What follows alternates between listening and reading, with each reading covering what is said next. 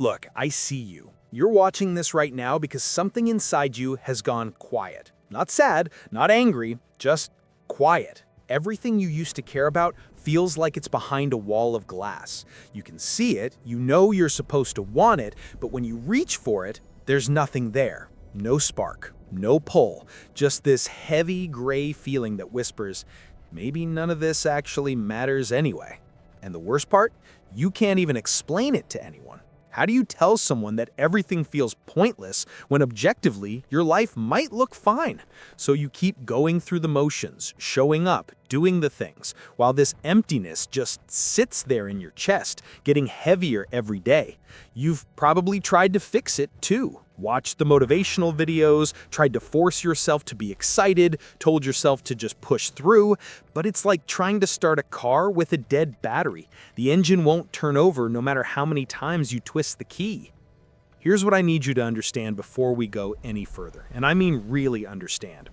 This feeling isn't a character flaw. It's not evidence that you're broken or lazy or that something is fundamentally wrong with who you are as a person. What you're experiencing has a biological basis, and once you see what's actually happening in your brain, you'll realize that getting out of this state isn't about becoming a different person. It's about understanding the mechanism that got you here. So before I tell you exactly what to do, which I will in just a moment, we need to look at what's actually going on. Not because I want to waste your time with theory, but because if you try to solve a problem you don't understand, you'll just end up frustrated. The understanding itself is half the solution. Your brain has this system, right? It's designed to make you want things, to make you reach for your goals, pursue your dreams, feel excited about life. But here's the thing nobody tells you. That system runs on contrast. It needs valleys to create peaks. It needs rest to create energy. It needs boredom to create excitement. And when you flood it constantly with easy hits, with instant gratification, with the endless scroll and the constant stimulation, something happens. The system doesn't break exactly, it just stops responding. It's like you've been eating sugar all day and now real food tastes like nothing. Think about your last few days. How many times did you reach for your phone the second you felt even slightly uncomfortable? How many hours disappeared into videos or games or whatever your particular escape is? I'm not judging. I do it too. We all do it. But each time you do that, you're essentially telling your brain, don't worry, I'll rescue you from any discomfort immediately. And your brain learns. It learns that nothing is worth working for because relief is always one click away. It learns that discomfort is an emergency that must be solved right now. And gradually, quietly, without you even noticing, your capacity to want things, to feel things, to care about things starts to fade. This is why everything feels pointless, not because life is pointless, but because your brain's ability to assign meaning to things has been temporarily suppressed by overstimulation. The good news? Temporarily. This is reversible. You're not stuck here forever, but you have to be willing to do something that's going to feel really uncomfortable at first. You have to be willing to feel the pointlessness fully instead of running from it, because every time you feel that gray emptiness and immediately grab your phone or turn on a video or eat something or do something to escape it, you're strengthening the very pattern that's keeping you stuck. You're teaching your brain that this feeling is dangerous and must be avoided.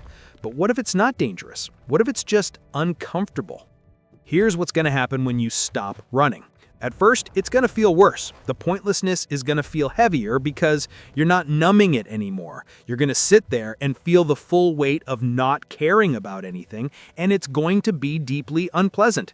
Your brain is going to scream at you to do something, anything to make it stop.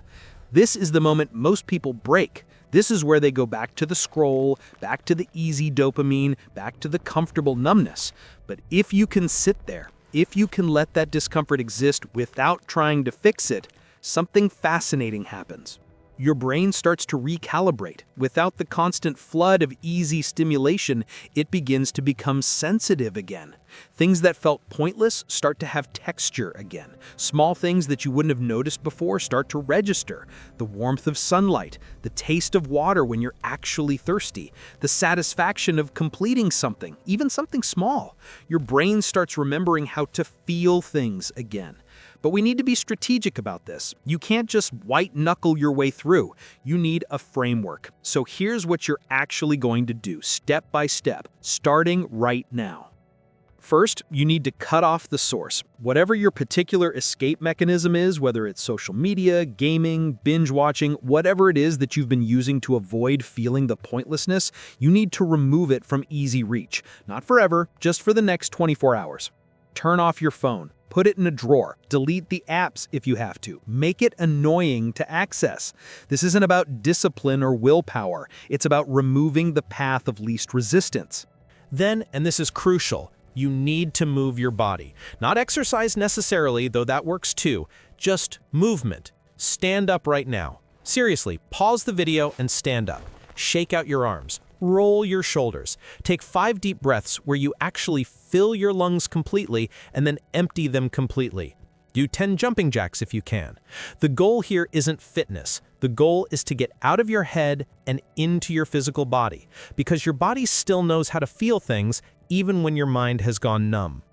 After that, you're going to do something that matters, but it can't be big. This is where people mess up. They think, okay, I'm going to fix my life today. I'm going to do everything I've been avoiding. No, you're going to do one small thing that needs doing. Make your bed. Wash 3 dishes. Take out the trash. Something that takes less than 5 minutes. The point isn't the task itself. The point is proving to yourself that you can still do things that don't immediately feel good.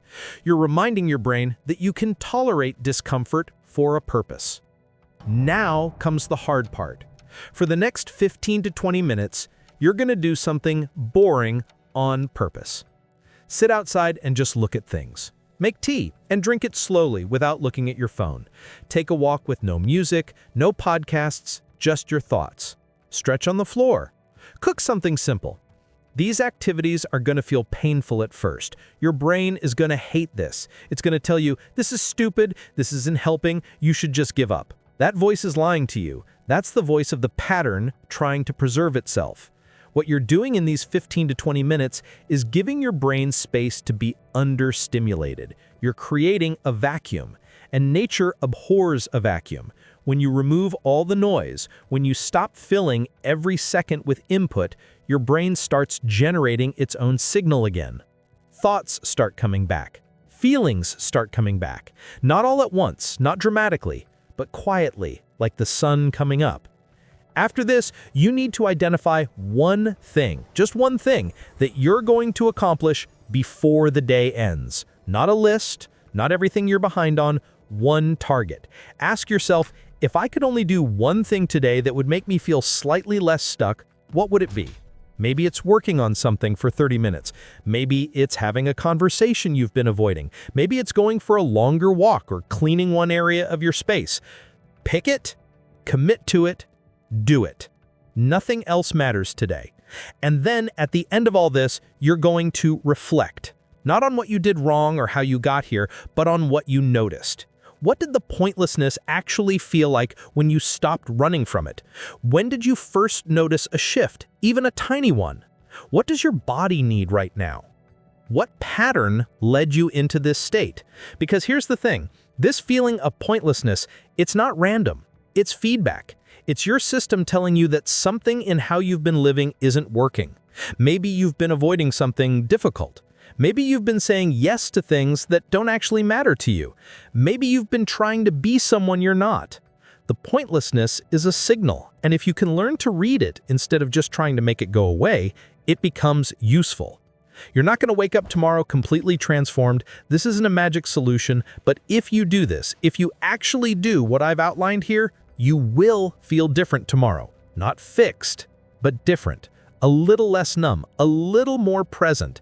And that small difference is enough to build on. That's where momentum comes from. Not from dramatic change, but from proving to yourself that you can tolerate discomfort, that you can do things that don't immediately feel good, that you can sit with the pointlessness and come out the other side still breathing. One more thing, if you do this and tomorrow you slip back into the pattern, that's not failure. This isn't about perfection. It's about direction.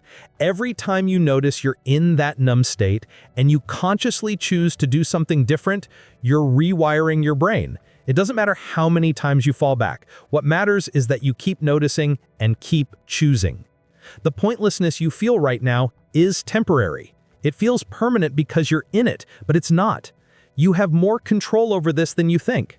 Not through force, not through discipline, not through trying to be someone you're not, but through understanding what's actually happening and making small, deliberate choices that move you back toward feeling things again. So that's it. That's what you do.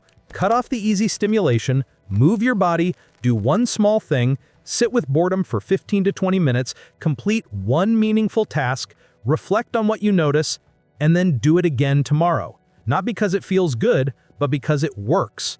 Because on the other side of this uncomfortable process is a version of you that can feel things again, that can want things again, that can see meaning in the world again.